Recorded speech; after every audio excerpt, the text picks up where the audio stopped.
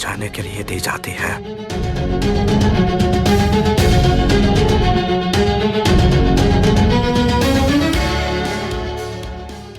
দেশি গার্ল খ্যাত প্রিয়াঙ্কা চোপড়া আবারও বলিউড ভক্তদের জন্য সুখবর নিয়ে হাজির হচ্ছেন। প্রিয়াঙ্কা এখন শুধু বলিউড নয়, হলিউডের সমান জনপ্রিয় এক নাম। অভিনয় দক্ষতা, গ্ল্যামার আর আত্মবিশ্বাস দিয়ে বিশ্বজুড়ে নিজের শত অবস্থান তৈরি করেছেন তিনি।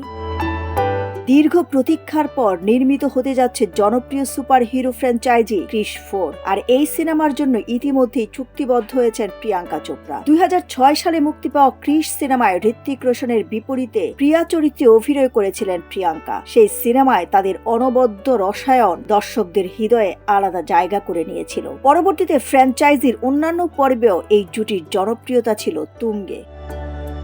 দীর্ঘ বিরতির পর আবারও বড় পর্দায় ফিরতে চলেছেন হৃতিক প্রিয়াঙ্কা জুটি। ফলে সিনেমাটি ঘিরে দর্শকদের আগ্রহ ইতিমধ্যেই বেড়ে চলেছে কয়েক গুণ। ধারণা করা হচ্ছে আগের মতোই রোমাঞ্চকর অ্যাকশন, আধুনিক বিএফএক্স এবং শক্তিশালী গল্প নিয়ে হাজির হবে ক্রিশ 4। পাশাপাশি প্রিয়াঙ্কার উপস্থিতি সিনেমাটিকে নতুন মাত্রা দেবে বলেই মনে করছেন ভক্তরা। জানা গেছে একাধিক অ্যাকশন সিনে দেখা যাবে প্রিয়াঙ্কাকে।